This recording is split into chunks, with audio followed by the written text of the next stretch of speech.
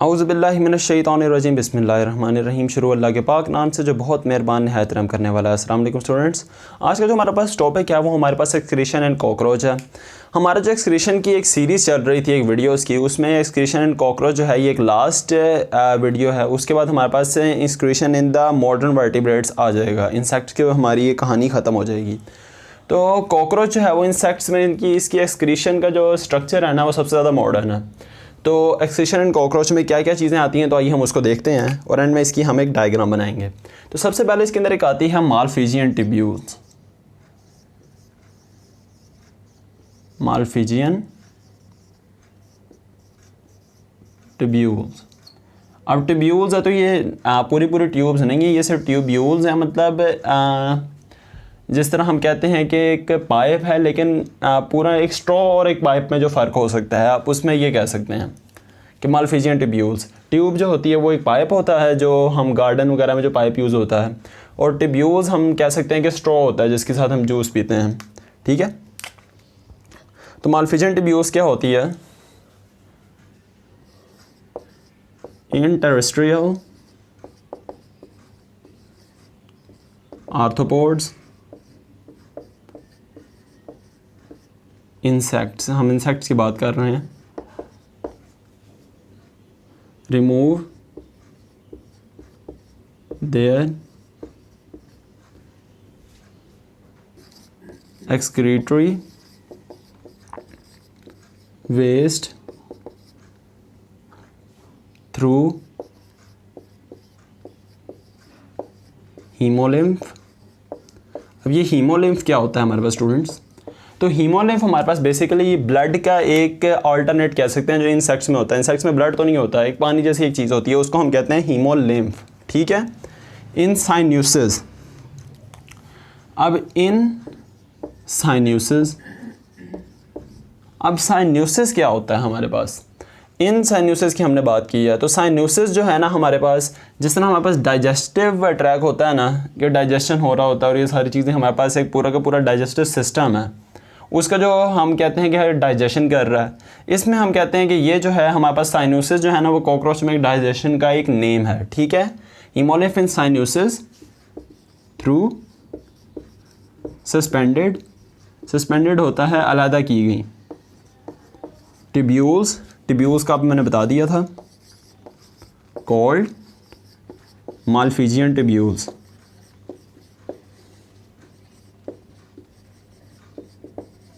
Malpighian tubules. Okay, तो ये हमारे पास है टेरेस्ट्रियल आर्थ्रोपोड्स होते हैं जिनका स्केलेटन बार होता है। ठीक है, रिमूव देयर एक्सक्रीटरी वेस्ट, अपना एक्सक्रीटरी वेस्ट रिमूव करते हैं या कि ज़ाइल करते हैं थ्रू हीमोलिम्फ से। इन साइन्यूसिस, हीमोलिम्फ था क्या कह सकते हैं बर्ड का अल्टरनेट, साइन्यूसिस था इनका digestive system, through suspended tubules called Malpighian tubules. तो आपको मालफिजियन ट्यूब्यूल्स की डेफिनेशन पता लग गई होगी। जब इसको बनाएंगे तो आपको इसके विजुअल भी पता लग जाएगा। अब इसके यहाँ पर हमारे पास फंक्शंस क्या होते हैं मालफिजियन ट्यूब्यूल्स, या इसके कुछ इंपॉर्टेंट फैक्टर्स क्या हैं? फैक्टर्स नहीं, पॉइंट्स यहाँ पर लिख सकते हैं। दो पॉइंट्स मालफिजियन ट्यूब्यूल्स के, एक और ये दो। पहला पॉइंट तो ये है, मालफिजियन ट्यूब्यूल्स जो है it excrete waste from the haemolymph. ये हीमोलिम्फ से वेस्ट एक्सक्रीट करती है। पहला पॉइंट तो ये हो गया। दूसरा पॉइंट जो है वो इम्पोर्टेंट है, वो क्या है? It is the only excretory structure associated with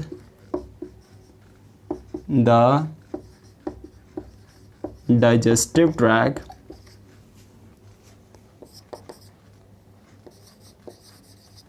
in animals। Animal kingdom, sorry animal kingdom लिख दें तो ज़्यादा बेहतर है, बुक में ये वर्डिंग इस्तेमाल की गई है। तो यहाँ पर मैंने क्या बात किया, it is the only excretory system associated with the digestive track in the animals. तो हमारे बुक में अगर आप देखें ना तो एक येलो बॉक्स भी बना हुआ है, उसके अंदर हमारे पास लिखा हुआ है कि जो इंसेक्ट्स होते हैं ना, इनका जो डाइजेस्टिव ट्रैक होता है ये ओनली इंसेक्ट हैं, ये जो कॉकरोच है ओनली इंसेक्ट है जो कि फीसिस के साथ ही अपना नाइट्रोजनस वेस्ट भी रिमूव करते हैं। मतलब इनका जो होता है न्यूट्रिशन वाला ट्रैक और डाइजेस्टिव ट्रैक वो एक ही होता है, लेकिन हमारे अंदर ये दोनों चीज़ें ना मुख्तलिफ होती हैं। डाइजेशन का जो है प्रोसेस वो अलग चल रहा होता है, न्यूट्रिशन वाले जो है प्रोसेसेस वो अलग चल रहे होते हैं, वो हमने आगे जाके काफ़ी डिटेल से डिस्कस करने हैं। ठीक हो गया।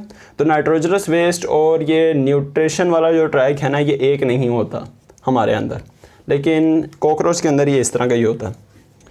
इसके बाद हमने कुछ स्टेप्स को डिस्कस करना है जिनसे हमें ये एक्सक्रीशन इन कॉकरोच कैरी करती है। तो वो स्टेप्स हमारे पास क्या हैं?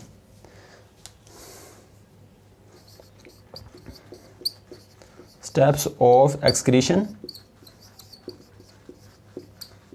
आपको मालफिजियन ट्यूब्स का तो पता लग गया कि इनका फंक्शन क्या था। अब हम स्टेप्स को लिखते हैं। तो पहला स्टेप हमारे पास आएगा the epithelial lining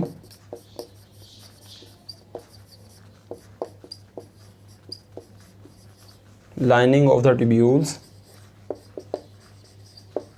जो ट्यूब्यूल्स हैं इनकी एपिथेलियल लाइनिंग, एपिथेलियल होती है सबसे ऊपर वाली layer. Epithelial lining of tubules transport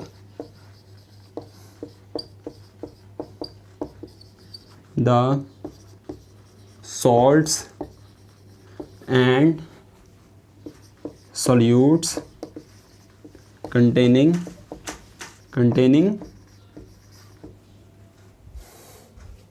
nitrogenous waste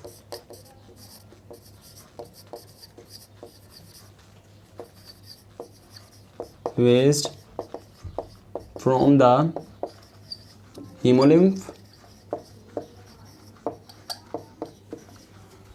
to the tubules lumen.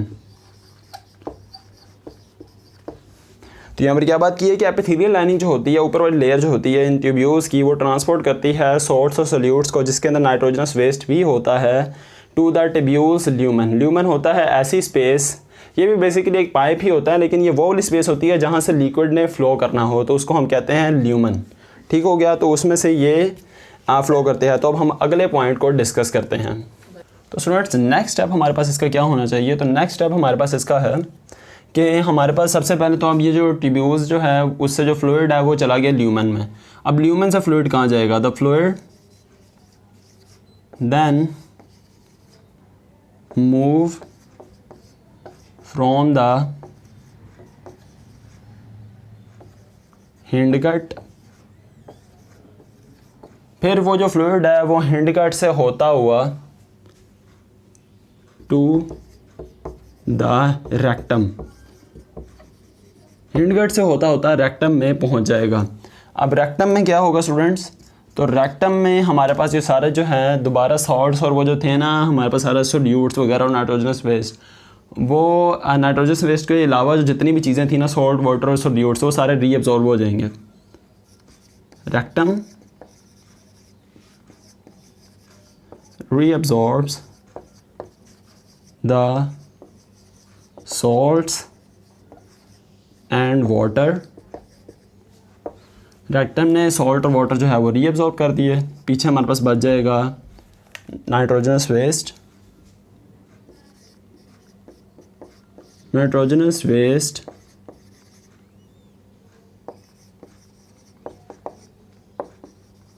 thus left solid in the form of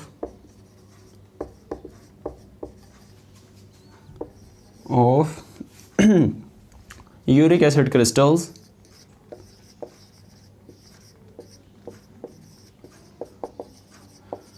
uric acid crystals की फॉर्म में बच जाएगा सॉलिड अलॉन्ग विथ फीसेस।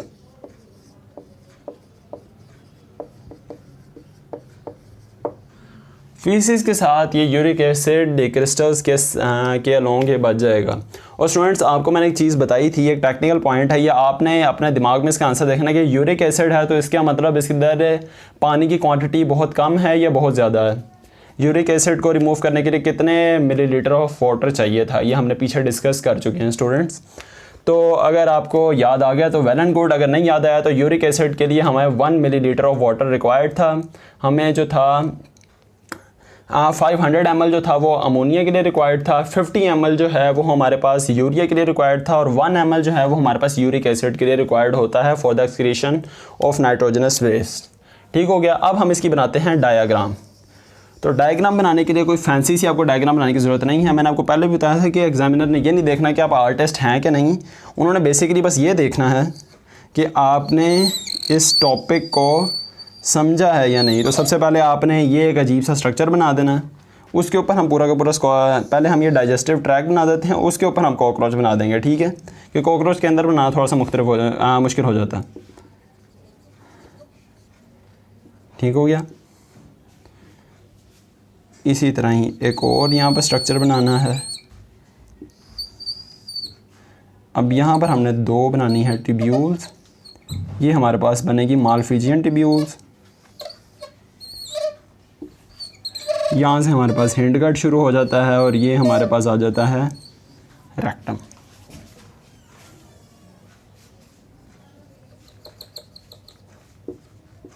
तो अब इसके ऊपर हम कॉकरोच बनाते हैं और इसको हम कर लेते हैं लेबल। तो यहाँ पर कॉकरोच का आएगा सर,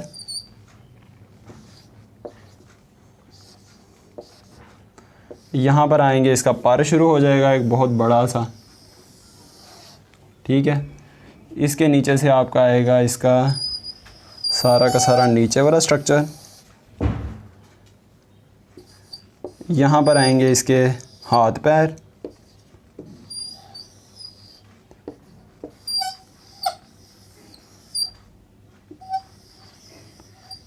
ठीक हो गया। तो ये हमारे पास एक कॉकरोच का स्ट्रक्चर बन जाएगा और उसके बाद हमने इसको ज़रा लेबल कर देना है। तो स्टूडेंट्स ये जो दरमियान का एरिया है ना, इसको हम नाम देंगे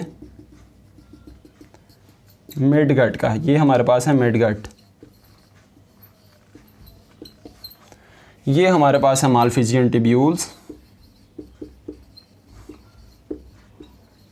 बेसिकली उसने यही देखना होता है आपने लेबल कैसा किया है, इसको लेबलिंग बेसिकली आपकी देखनी होती है। और स्टूडेंट जिस भी टॉपिक में या जिस भी क्वेश्चन में अगर डायग्राम बनाई जा सकती है तो इसकी डायग्राम ना बनाने पे आपके नंबर डिडक्ट होंगे। ये हमारे पास है हिंडगट, ये हमारे पास है रेक्टम, और इसके अलावा ये सारा का सारा हमारे पास यहाँ पर हम क्या कहते हैं कि यहाँ पर हमारे पास होंगी इंटेस्टाइन्स। इससे ज़्यादा हमारे पास बुक में लेबलिंग नहीं की गई तो लेबलिंग करने की ज़रूरत भी नहीं है, वरना यहाँ पर हमारे पास होना था ये हीमोलिम्फ, ये सारी साइनोसिस हमारे पास हो रही है, और उसके बाद हमारे पास रेक्टम से जो है वो एक्सक्रीशन हो जाएगी। तो ये हमारे पास पूरा का पूरा टॉपिक था कॉकरोच का। आई होप आपको समझ आ गई होगी। अब हम करते हैं इसकी समरी। तो स्टूडेंट्स अगर हम समरी करें तो आज हमने क्या पढ़ा? आज हमने पढ़ा एक्सक्रीशन इन कॉकरोच, जिसके अंदर पहला हमारे पास पॉइंट था मालफिजियन ट्यूब्यूल्स। मालफिजियन ट्यूब्यूल्स का मैंने क्या बताया था? Malpighian tubules in the arthropods. Arthropods में एक्सक्रीटरी सिस्टम जो होता है, एक्सक्रीटरी प्रोडक्ट्स जो होते हैं, एक्सक्रीटरी प्रोडक्ट्स जो होते हैं वो रिमूव होते हैं हीमोलिम्फ,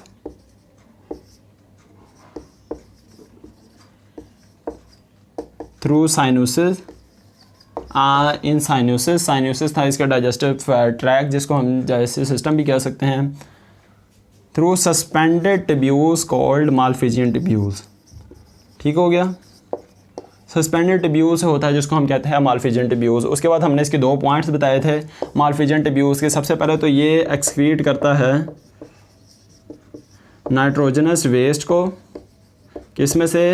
हीमोलिम्फ में से। और दूसरा ये था only structure in kingdom animalia associated with the digestive track. ये दो बातें बताई थी। उसके बाद आपको इसके स्टेप्स बताए थे। सबसे पहले मैंने बताया था कि जो होता है एपिथेलियल लाइनिंग जो होती है ट्यूब्यूल्स की, वो ट्रांसपोर्ट करती है किस चीज़ को? वो ट्रांसपोर्ट करती है हमारे पास सॉल्ट्स, सोल्यूट्स, और हमारे पास क्या चीज़ थी आखिरी? Nitrogenous waste. जो नाइट्रोजनस वेस्ट है इन तीनों को ट्रांसफ़र करती है किधर? हमारे पास ट्रांसफ़र ये करती है हीमोलिम्फ से किधर? Tubules lumen. ल्यूमन में ट्रांसफ़र हो गया। उसके बाद ये जो फ्लूइड है वो जाता है, सबसे पहले हमारे पास जाता है हमारे पास हिंड गट में। हिंड गट से ये होता हुआ हमारे पास चले जाता है रेक्टम में। रेक्टम से हमारे अंदर होता है रीअब्जॉर्प्शन। रीअब्जॉर्प्शन भी किस चीज़ की होती है? इन्हीं चीज़ों की होती है, salts, solute and nitrogen. Reabsorption के बाद जो लेफ़्ट ओवर बन जाता है सॉलिड, वो होता है हमारे पास uric acid, uric acid crystals plus faeces. तो यहाँ पर हमारे पास हो जाता है ये पूरा का पूरा टॉपिक कंप्लीट। आई होप आपको इसकी समझ आ गई होगी। अगर आपको इसमें कोई क्वेश्चन आए तो आप हमें कमेंट सेक्शन में पूछ सकते हैं। अगर आपको हमारी वीडियो अच्छी लगी तो हमारी वीडियो को लाइक करें, हमारे चैनल को सब्सक्राइब करें। अब हमारी मुलाकात होती है नेक्स्ट लेक्चर में। अल्लाह हाफिज़।